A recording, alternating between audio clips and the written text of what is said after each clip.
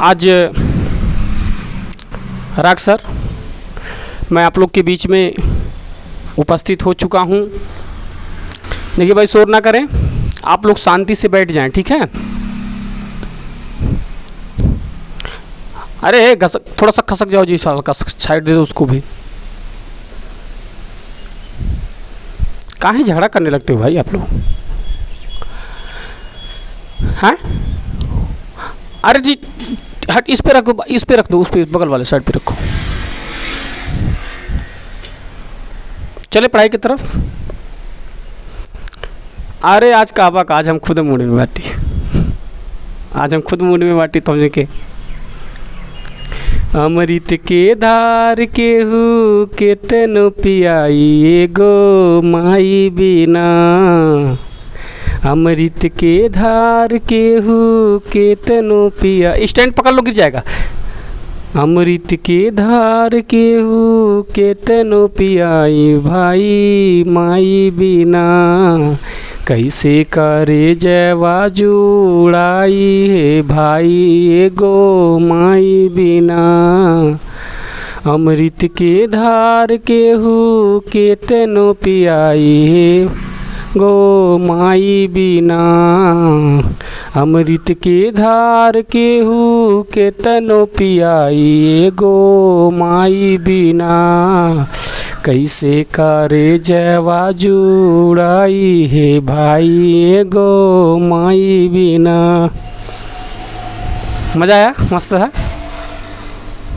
दिल को छू गया। अरे वाह भाई, अच्छी बात है।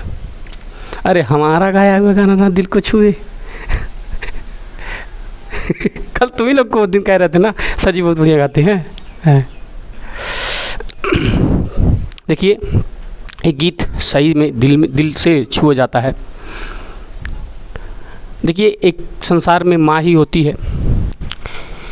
विश्व का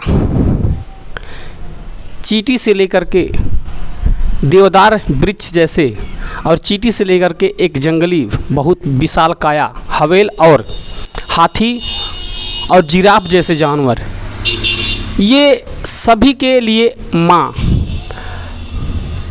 माँ शब्द के बाद कुछ आता नहीं है। देख लीजिएगा, माँ शब्द बहुत पवित्र होता है, ठीक है। और पवित्र के साथ साथ दुनिया इसमें समा गया है। माँ, धरती के कोई भी जीव जंतु इंसान कुछ भी हो, सब माँ में ही ख़त्म हो जाता है, माँ से ही उत्पन्न होता है।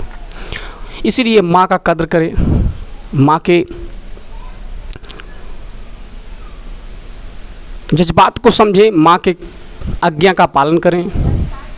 अच्छा, हाथ उठाएंगे आप लोग। कितने लोग हो जी माँ बाप का बात मानते हो? माँ बाप दोनों का बात मानते हैं आप लोग? सब लोग? अच्छा, कहीं झगड़ा उड़ाना नहीं कहलवाटा। अच्छा बताओ, कितने लोग गाली देते हो मम्मी को? हाँ, यह तो सब सच्चा बटला है। चलो ठीक है। लेकिन देखिए, माँ ही एक ऐसी देवी है इस धरती पर जिन्होंने पूरी दुनिया की कष्ट सह करके हम लोगों को इस धरती पे लाती हैं।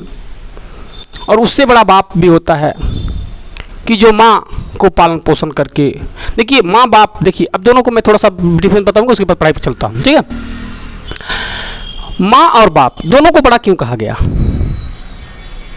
दोनों को इसलिए बड़ा कहा गया क्योंकि सबसे बड़ी माँ, सबसे बड़ी तो माँ ही होती है, उसके बाद उससे बड़ा बाप होता है। क्यों होता है?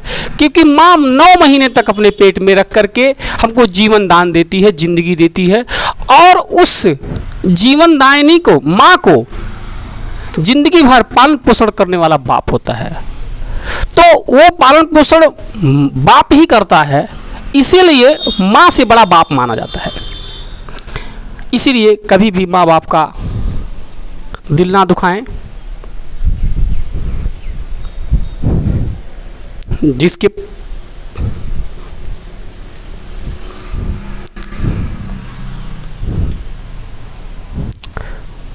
क्योंकि देखिए, मेरे पिताजी नहीं हैं, इसलिए कभी भी मैं इस चैप्टर पे बात नहीं करना चाहता था।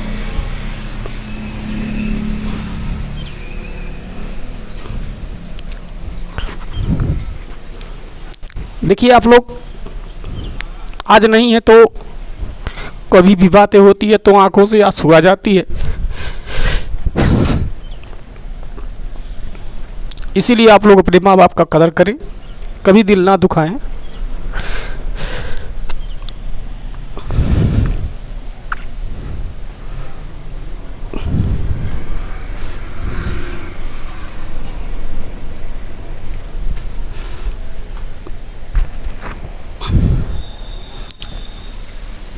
चलिए देखिए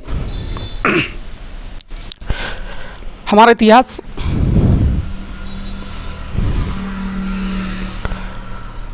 हम आप लोग को पढ़ाना चाहते हैं।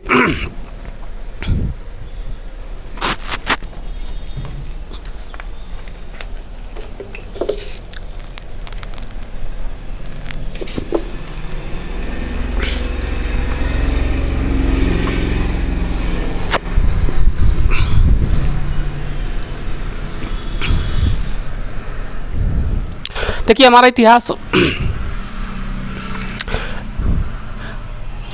में सबसे पहले ऊपर चैप्टर बताया गया है कि मेगास्थनीज ने कौन सी किताब लिखी थी। तो उसमें उत्तर में आप लोग बताएंगे। यहाँ से देखिए, यहाँ पर दिया गया है मेगास्थनीज ने कौन सी पुस्तक लिखी है, तो आप लोग लिखेंगे इसमें इंडिका। आप एक शब्द में भी आंसर दे सकते हैं, इंडिका भी कह सकते हैं। लेकिन अगर आप इसको प्रश्न उत्तर को क्लियर करना चाहेंगे तो आप लिखेंगे मेगास्थनीज ने। अब यहाँ पर देखिए ये सब इसको उतारना है, इसको उतारना है, तो मेगास्थनीज ने यहाँ पर लिखा है कौन, तो यहाँ पर लिखना है इंडिका, यहाँ पर लिख देना है। ठीक है, यहाँ पर लिखना है इंडिका। अब यहाँ कौन सी पुस्तक लिखे हैं, तो आपको लिखना है मेगास्थनीज ने इंडिका नामक पुस्तक को लिखा है। ठीक है ना, मेगास्थनीज ने इंडिका नामक पुस्तक लिखे हैं, जिन्होंने हमारे इंडिया के बारे में बहुत से जानकारियाँ हम लोग को उपलब्ध कराते हैं। उसके बाद दूसरा प्रश्न में आता है कि कलिंग युद्ध के बाद महान सम्राट अशोक कौन सा धर्म अपनाए। इस प्रश्न में लिखा गया है कि कलिंग युद्ध के बाद महान अशोक सम्राट कौन सा धर्म अपनाए, तो इसमें आप लोग लिखेंगे कलिंग युद्ध के बाद महान अशोक सम्राट बौद्ध धर्म जैसे महान धर्म को अपनाए। आप इस तरह से इसका आंसर लिख सकते हैं। उसके बाद फिर आता है तीसरे नंबर प्रश्न पर कि राजदूत किसे कहते हैं। राजदूत किसे कहते हैं, तो राजदूत किसे कहते हैं।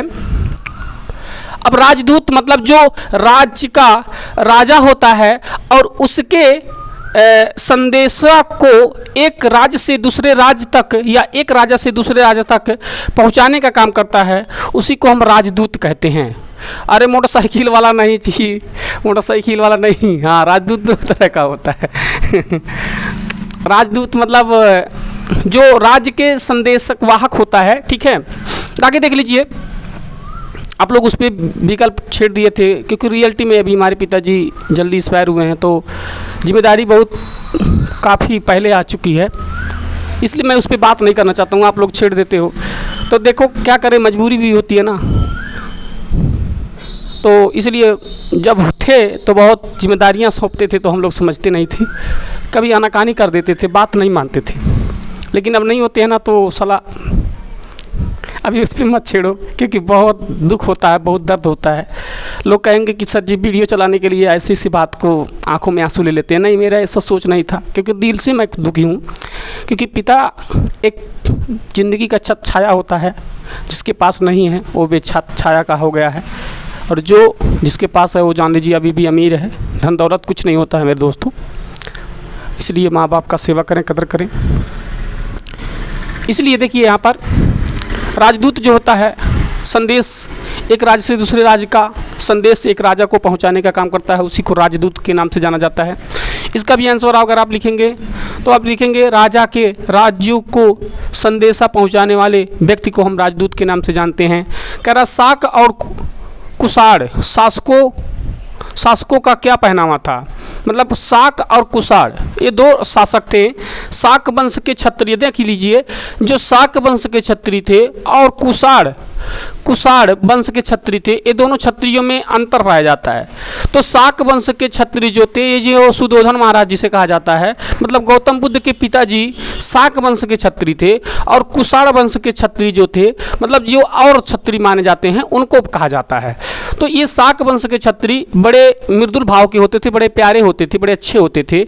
और ये कुषाण जो कुरुक्षेत्र में ही भीषण लड़ाइयाँ करके अपनी ज़िंदगी को तार भार, ये नहीं, ऐसा नहीं है कि लड़ाई नहीं करते, लड़ाई तो करते थे, लेकिन अनावश्यक किसी को नहीं सताते थे। अपने राज्य, अपने सीमावर्ती क्षेत्रों को बढ़ाने के लिए, अपने लोगों को शासन सत्ता बढ़ाने के लिए लड़ाई करते थे। ये लोग राज हड़पने के लिए लड़ाई करते थे, जो अभी हमारे समाज में, हमारे इतिहास में बहुत मिल जाते हैं।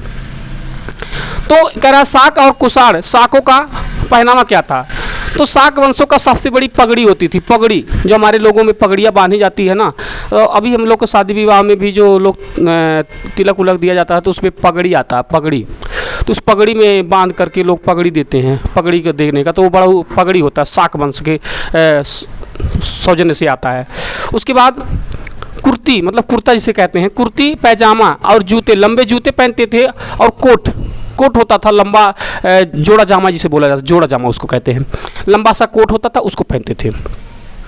उसके बाद कुषाण काल में कला की 2 प्रमुख केंद्रों के नाम बताएं। यहाँ कह रहा है कि कुषाण काल में कि 2 प्रमुख केंद्रों के नाम बताएंगे, तो इसमें कह रहा है मथुरा और गांधार। ये 2 कला, कुषाण काल के समय में मथुरा और गांधार जो था, ये कला के क्षेत्र में बहुत बड़ा विकसित एरिया था, बहुत ज़्यादा कलाकृति वहाँ से व्याख्यित था, सुव्यवस्थित था।